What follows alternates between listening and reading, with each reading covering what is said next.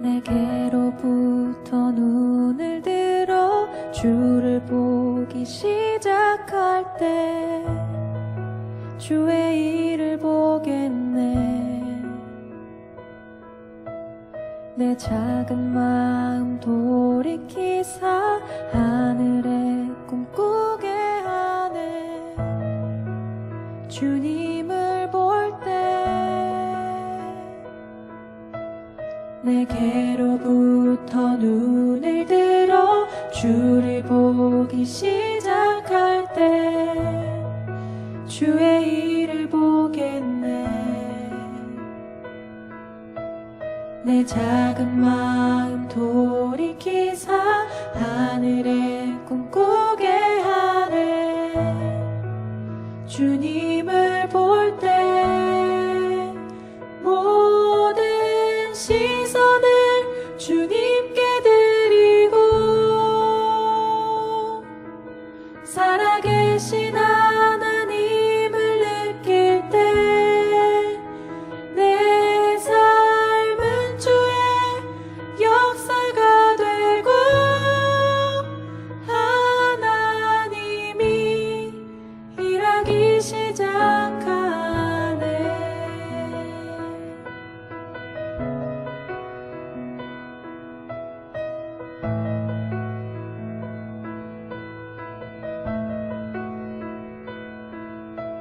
성령이 나를 변화시켜 모든 두려움 사라질 때 주의 일을 보겠네. 황폐한 땅 한가운데서 주님 마음 알게 되리. 주님을 볼 때 모든 시선을 주님께 드리고 살아계신 하나님을 느낄 때 내 삶은 주의 역사가 되고 하나님이 일하기 시작하네. 모든 시선을 주님께 드리고 전능하신 하나님을 느낄 때 세상은 주의 나라가 되고 하나님이 일하기 시작하네.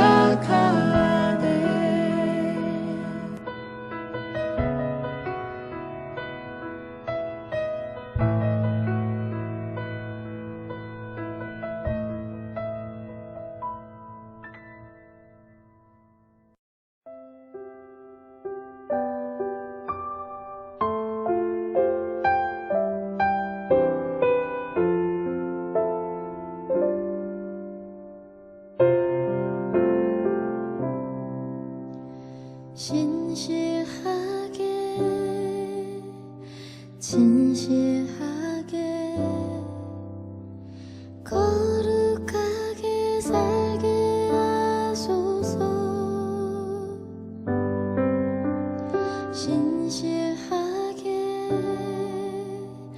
진실하게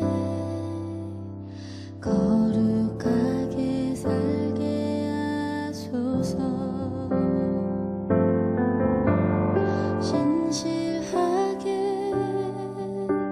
진실하게 거룩하게 살게 하소서.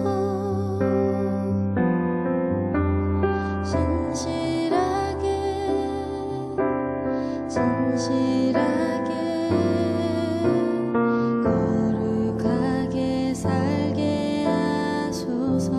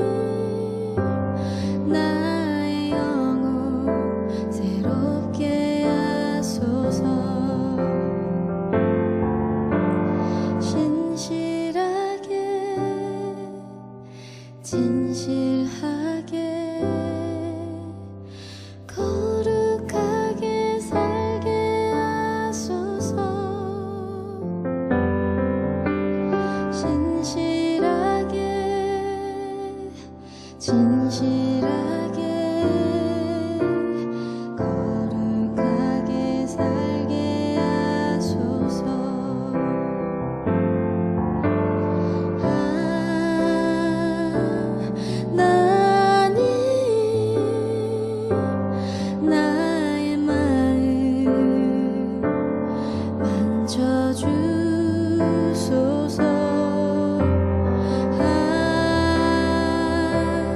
하나님 나의 영혼 새롭게 하소서.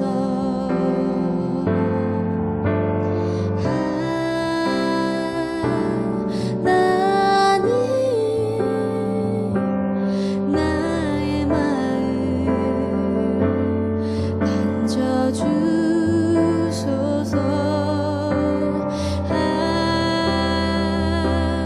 하나님 나의 영혼 새롭게 하소서. 신실하게 진실하게 거룩하게 살게 하소서. 신실하게 진실하게 거룩하게 살게 하소서. 신실하게 진실하게 거룩하게 살게 하소서. 신실하게 진실하게 거룩하게 살게 하소서.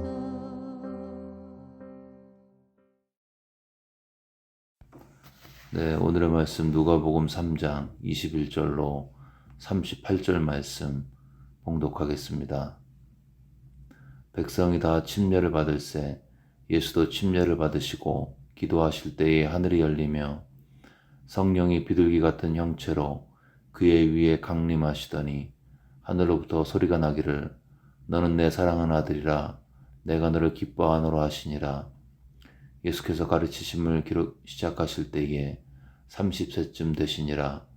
사람들이 아는 대로는 요셉의 아들이니 요셉의 위는 헬리요 그 위는 맏다시요 그 위는 레위요 그 위는 멜기요 그 위는 얀나요 그 위는 요셉이요 그 위는 맏다디아요 그 위는 아모스요 그 위는 나음이요 그 위는 에슬리요 그 위는 낫게요 그 위는 마아시요 그 위는 맏다디아요 그 위는 서모인이요 그 위는 요색이요 그 위는 요다요 그 위는 요하나니요 그 위는 레사요 그 위는 스룹바벨이요 그 위는 스알디엘이요 그 위는 네리요 그 위는 멜기요 그 위는 아띠요 그 위는 고삼이요 그 위는 엘마담이요 그 위는 에르요 그 위는 예수요 그 위는 엘리에서요 그 위는 요림이요 그 위는 맏다시요 그 위는 레위요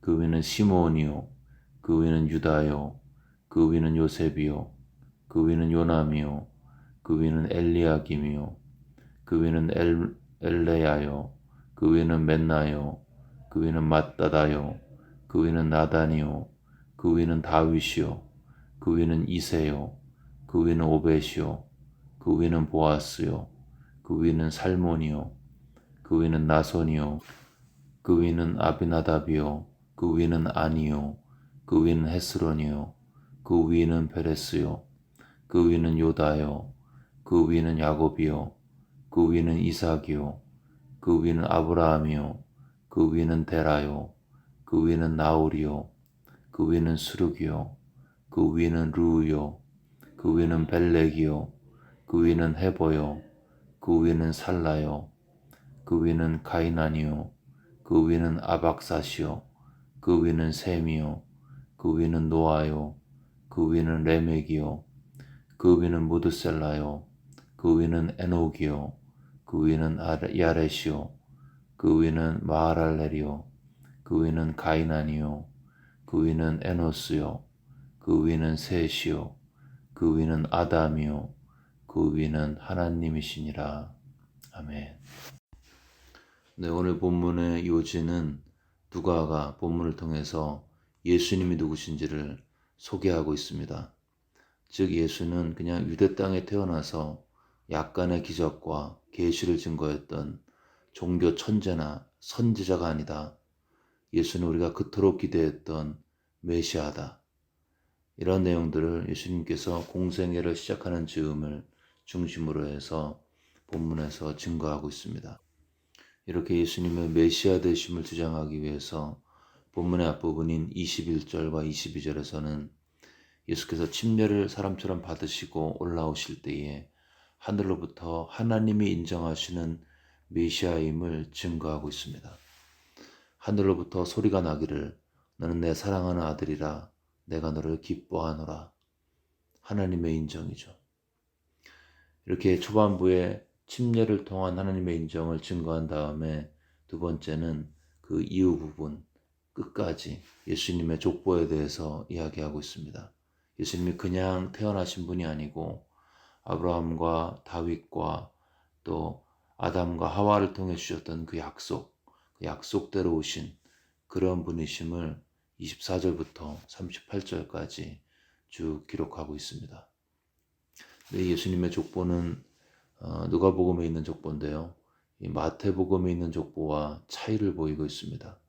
첫 번째 차이는 이 마태복음에서는 족보가 위에서 아래로 쭉 설명이 되어 있고 반면에 누가복음은 아래에서 위로 올라가고 있죠. 즉 마태복음은 조상들을 먼저 언급을 하고 그 후에 쭉 이어서 예수님의 이름까지 기록하고 있습니다. 누가는 반대죠. 예수님부터 시작해서 쭉 올라가서 결국 아담까지 하와까지 예수님의 족보를 증거하고 있습니다. 즉 현재로부터 과거로 거슬러 올라가면서 인물들을 소개하고 있습니다. 두 번째 특징은 마태는 아브라함까지만 언급이 되어 있지만 누가는 아담까지, 인류 최초의 조상인 아담까지 예수의 족보를 이야기하고 있습니다. 그 이유를 생각해 보면 마태는 수신자가 마태복음 유대인들을 대상으로 쓰여진 책이었습니다. 그렇기 때문에 아브라함까지 언급한 이유가 명확하겠죠. 반면에 유다는 특히 데오빌로 각하라는 이방인을 위해서 바울을 변호하기 위해서 쓰여진 법적인 계요서의 그런 특징이 있습니다. 그렇기 때문에 누가는 예수님의 족보를 아브라함을 넘어서서 아담에까지 올라가도록 기록하고 있습니다. 즉 아담과 하와에게 약속된 뱀의 머리를 깨뜨려야 할 여자의 후손이 바로 예수님이시라고 증거하고 있는 것이죠. 정리하면 예수님은 그냥 갑자기 나타난 선지자가 아니라는 거죠. 갑자기 나타나서 기적을 행하는 그런 예언자가 아니라는 것입니다. 예수님에 대해서 그 모든 일들을 자세히 살펴보고 따져보고 또 물어보고 고민해보고 조사해보고 기도해보고 그 과정 가운데 성령의 감동이 역사했던 이 누가가 내린 결론, 그 결론에 따르면 예수님은 창세기에 약속된 원수의 머리를 박살낼 여자의 후손 메시아 그리스도라는 것입니다. 창세기 3장 15절을 보시면 내가 너로 여자와 원수가 되게 하고 내 후손도 여자의 후손과 원수가 되게 하리니 여자의 후손은 내 머리를 상하게 할 것이요 너는 그의 발꿈치를 상하게 할 것이라 하시고 사람들의 마음에는 구원자를 갈망하는 마음이 있습니다. 현재 상태에 대한 불만족, 현재 상태에 대한 답답함 그런 것들 때문에 이 어려운 상황에서 나를 끄집어낼 수 있는 구원시킬 수 있는 메시아 그를 갈망하는 마음이 있었습니다. 특별히 유대인들에게는 창세기부터 말라기까지 약 300여 곳에 걸쳐서 오실 메시아에 대한 예언들이 기록되어 있기 때문에 그들에겐 자연스럽게 오실 메시아에 대한 갈망이 그들의 심령 가운데 있었습니다. 그리고 이 구원자는 죄의 영향력에서 그들을 구원하실 분인 것입니다. 그리고 이 구원자는 여자, 즉 하와의 후손이어야만 했습니다. 그것이 창세기에 기록된 주님의 메시지였죠. 근데 놀랍게도 육신으로 봐서는 여자의 후손이었지만 메시아의 승리는 초자연적인 영역에서 일어나도록 계시되어 있습니다. 사탄은 십자가를 통해서 그리스도의 발꿈치를 상하게 했습니다. 근데 그리스도는, 구원자는 사탄의 머리를 박살내셨죠. 부활로 승리하셨습니다. 우리가 십자가를 생각할 때 죄의 용서만을 주로 생각합니다. 죄 용서는 인간과 하나님 사이의 측면이 강하죠. 우리는 십자가의 보혈로 우리의 모든 죄가 탕감받은 그런 죄인입니다. 더 이상의 사후정산이 필요 없도록 죄에 대한 완전한 해결을 주님이 십자가에서 주셨습니다. 우리 미국에 살면서 1년 12개월 동안 텍스를 미리미리 내지만 그 다음에 4월 15일까지 세금 정산을 하죠. 더 냈는지 덜 냈는지 확인하고 돌려받거나 더 내는 것입니다. 이렇게 세금은 사후정산이 필요합니다. 그러나 그리스도의 십자가의 구속의 죄사함은 더 이상의 사후정산이 필요가 없습니다. Paid in full, 십자가에서 완전히 다 지불되었습니다. 죄에 대한 형벌이 다 지불되었습니다. Once for all, 단번에 지불하셨습니다. 그래서 더 이상의 사후정산이 필요가 없습니다. 이것이 얼마나 감사한 건지요. 우리가 하나님의 심판대 앞에 설 때에 예수는 믿었지만 내 죄에 대한 또 한 번의 정산이 필요하다. 만약에 그렇다면 우리가 믿는 복음은 그 굿뉴스가 될 수가 없습니다. 얼마나 찝찝할까요? 우리가 이 땅에서 예수님을 믿고 우리의 죄가 50%, 80%, 90% 용서받았지만 죽은 다음에 하나님의 보좌 앞에 섰을 때에 또 한 번의 정산, 나머지 20%, 10%에 대한 정산이 한 번 더 필요하다. 그러면 그것은 우리에게 큰 부담이고 그런 복음은 진짜 복음이 될 수 없겠죠. 감사하게도 예수 안에 있는 자에게는 결코 정죄함이 없습니다. 둘째 사망이 없습니다. 완전하신 속죄의 은혜로 죄를 완전히 탕감받았습니다. 여러분, 우리가 코로나 때문에 힘든 시간들을 보내고 있습니다. 많은 사람들이 묶여 있고 눌려 있습니다. 코로나의 긴 터널 벗어나나 했는데 오미크론이라는 또 다른 터널의 한가운데 있는 것처럼 그렇게 느껴지기도 하죠. 또 개인의 삶에 원하는 대로 안 되는 일이 얼마나 많습니까? 그래서 우울하고 늘 불안합니다. 이렇게 우리가 코로나의 어려움 때문에 또 개인적인 어려움 때문에 마음이 힘들고 어려운 시기를 지나면서 혹시 기쁨의 예배를 드릴 수 있을까요?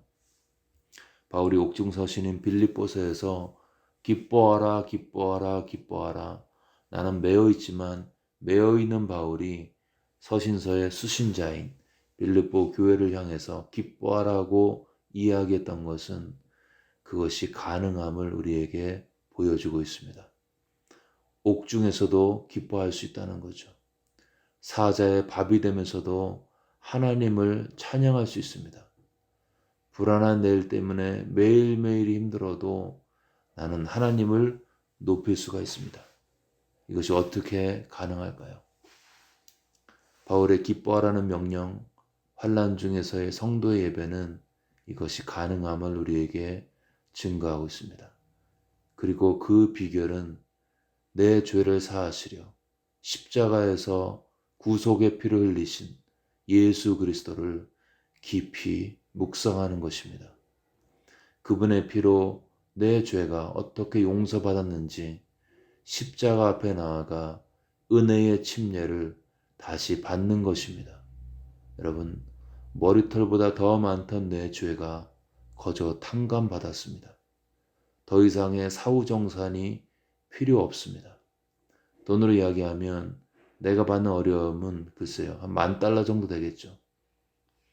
근데 내가 거저 받은 죄사함의 은혜의 크기는 100밀리언, 밀리언이 100개 있는 거, 그거보다 훨씬 더 큰 거죠. 근데 내가 만약 100밀리언이 있는데 $10,000 정도 잃어도 괜찮지 않을까요? 누가 빌려달라고 하면 10,000불, 20,000불 그 정도는 그냥 줄 수도 있겠죠. 남이 나에게 해를 끼친 게 크게 느껴지면 그것 때문에 화병이 나고 우울증에 걸리게 되죠. 근데 내가 예수님께 끼친 해가 훨씬 더 크다. 여러분, 우리의 죄가 예수님을 십자가에 못 박았잖아요. 그러면 나는 훨씬 더 큰 죄인이었구나. 근데 용서받았구나. 이런 마음이 들면 나는 내 원수를 용서할 수 있습니다. 화병 안 걸리고요. 마음에 은혜가 넘치게 되는 것입니다. 내 마음에 묵은 그 남이 끼친 상처의 얼룩들, 이런 것들이 몸에 있어도 브라질의 이구아수 폭포 아래 앉아 있으면 그 수만 톤씩 떨어지는 그 물 때문에, 은혜의 그 폭포수와 같은 생명의 역사 때문에 내 마음에 있는, 몸에 있는 상처들 다 씻겨나가게 되어 있습니다. 그 은혜의 강물이 나를 씻기고 내 상처도 씻기고 나를 자유케 하고 남을 용서하고 원수를 품을 수가 있습니다. 그리고 그런 사람은 코로나가 와도, 개인적인 어려움이 있어도, 자녀 일이 되지 않아도 하나님을 찬양하며 기뻐하며 예배하며 나갈 수 있습니다. 코로나 때문에 어려운 시기, 그 가운데 우리가 지나고 있습니다. 이 시간 성령을 통해서 내가 이미 예수 안에서 받은 그 은혜의 깊이가 성령을 통해 깊이 깨달아져서 그 구원의 기쁨이 회복됨으로 은혜가 지배하는 삶으로 승리하시기를 주의 이름으로 축원합니다. 십자가는 구원의 측면에서 하나님과 나 사이에 죄사함을 가져옵니다. 그런데 그게 다가 아닙니다. 십자가와 부활은 영적인 측면에서 하나님과의 관계에서는 죄사함이지만 영적인 측면에서는 사탄의 머리가 박살나는 축복이었습니다. 사탄은 그리스도의 뒤꿈치 정도 물었습니다. 근데 그리스도는 그의 머리를 상하게 했습니다. 즉 예수님의 십자가와 부활은 우리의 죄를 용서하셨고 사탄을 완전히 무력화시키셨다는 것입니다. 십자가는 죄와 사망뿐만 아니라 사탄에 대한 하나님의 승리셨습니다. 그리고 그 예수 안에 있는 자에게는 동일한 승리가 증거되고 개런티되고 보증되어 있습니다. 그렇다면 이것은 무엇을 의미할까요? 이것은 우리의 삶의 역사하는 보이지 않는 적, 악령을 이길 수 있는 힘이 예수 안에서 믿는 자에게 주어졌다는 것입니다. 여러분, 우리에게는 세 가지 적이 있습니다. 첫 번째는 우리 안에 있는 적, 내 육신의 자아죠. 아담 안에서 타락된 죄의 본성이 우리 안에 있는 적, 안에 있는 적, 본성인 것입니다. 두 번째 적은 우리 밖에 있는 적, 세상이죠. 세상은 악한 자에 속해 있고 타락된 환경으로 우리를 죄 가운데 무너뜨리는 환경을 제공하고 있습니다. 그래서 세상을 사랑하는 사람은 하나님의 나라에 합당하지 않습니다. 세상은 하나님을 대적하는 환경으로 세상을 사랑하는 자 욥의 처와 같이 성령으로 시작했다가 육체로 마치게 되어 있습니다. 우리 안에 있는 적, 죄된 본성이 있습니다. 우리 밖에 있는 적, 세상이 있습니다. 그리고 우리 위에 있는 적, 공중에 권세 잡은 자, 악령들이 있습니다. 문제는 우리 안에 있는 적인 본성은 쉽게 인식이 되죠. 내 안에 타락된 본성이 있구나. 조용히 하나님 앞에 나가서 기도하면 우리 양심이 우리 심령 가운데 증거합니다. 너는 죄인이고 너는 형편없는 자고 너는 가장 선한 말을 하는 그 순간에도 내 안에 선한 것이 없다.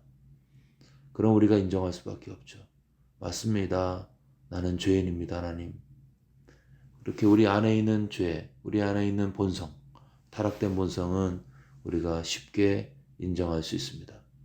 또 우리 밖에 있는 적, 세상이 악하다는 것도 쉽게 인식을 하죠.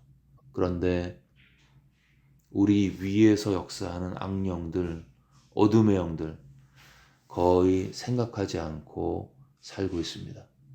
왜냐하면 보이지 않기 때문이죠. 보이지 않기 때문에 적으로 인식되지 못하고, 보이지 않는 적인 이 악령들은 자신의 신분을 투명인간처럼 숨긴 채 마음 놓고 우리의 삶을, 우리 자녀들의 삶을, 우리의 관계들을 파괴하고 있습니다. 죄책감과 무기력과 자기 연민의 깊은 수렁으로 우리의 심령을 몰아가고 있습니다. 여러분, 이렇게 역사하는 사탄의 존재를 얼마나 인식하고 살고 계십니까? 적은 열심히 보이지 않는 모드로 나를 공격하고 있는데, 나는 그런 적의 존재조차 인식하고 있지 않다면 그 전쟁은 하나마나 백전백패죠. 우리가 기억할 것은 우리가 전쟁 중에 있다는 것입니다. 그렇다면 어떻게 이길 수 있을까요? 결론적으로 예수의 이름으로 이길 수 있습니다. 예수의 이름을 주문 외우듯이 그렇게 써가지고는 이길 수가 없습니다. 예수 안에 거하는 상태에서 예수의 이름을 사용할 때 이길 수가 있습니다. 예수님과 친밀하고 예수님의 이름을 높이고 예수 안에 거하면서 예수님의 이름을 자주 사용하는 것입니다. 여러분, 육체의 정욕은 십자가의 못 박음으로 이길 수 있습니다. 그런데 악령의 역사는 예수의 이름으로 대적할 때 이기는 것입니다. 예수의 이름을 자주 능력 있게 사용하심으로 내 삶 속에 역사하는 어둠의 영향력들을 물리치고 승리하시기를 주의 이름으로 축원합니다. 이 시간 들은 말씀 기억하면서 함께 기도하겠습니다. 우리 예수님의 십자가와 부활의 그 사건을 기억하면서 더 이상의 사후정산이 필요 없도록 완벽하게 완전하게 나의 죄를 용서하시고 사하신 우리 예수님의 은혜 기억하면서 주님께 감사의 기도 드리겠습니다. 또한 우리의 삶 속에 끊임없이 역사하는 어둠의 영향력들이 우리가 예수의 이름을 사용할 때 무력화되어지고 그 승리를 우리가 체험할 수 있도록 예수 안에 거하고 예수의 이름을 자주 사용할 수 있는 그러한 믿음을 달라고 들은 말씀 마음에 새기면서 함께 기도하겠습니다.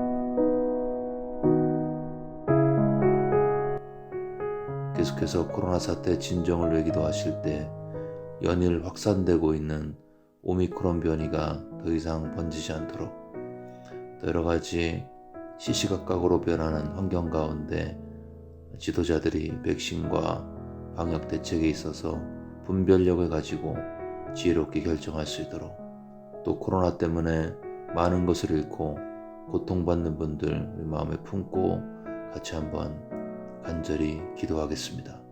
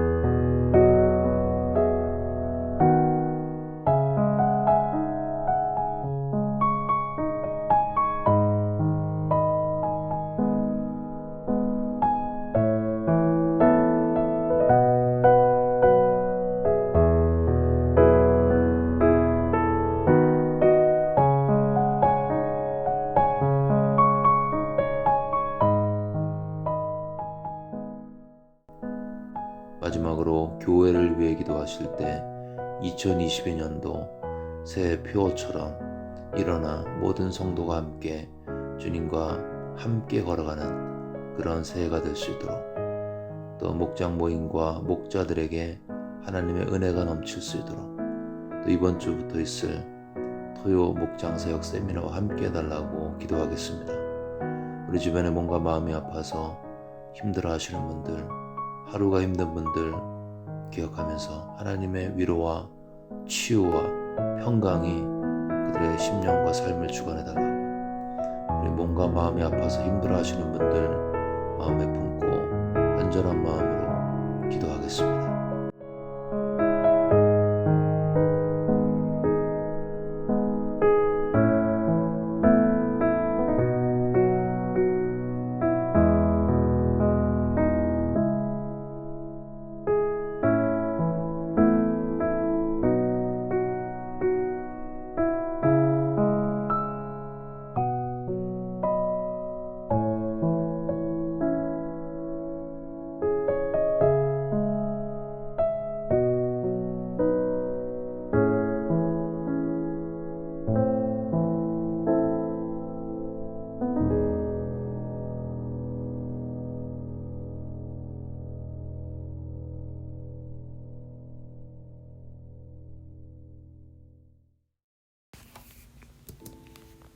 이제 다 같이 마음을 모아서 주기도문을 주님께 올리겠습니다. 하늘에 계신 우리 아버지여, 이름이 거룩히 여김을 받으시오며 나라가 임하옵시며 뜻이 하늘에서 이루어진 것 같이 땅에서도 이루어지이다. 오늘 우리에게 일용할 양식을 주시옵고 우리가 우리에게 죄 지은 자를 사하여 준 것 같이 우리의 죄를 사하여 주시옵고 우리를 시험에 들게 하지 마시옵고 다만 악에서 구하시옵소서. 나라와 권세와 영광이 아버지께 영원히 있사옵나이다. 아멘.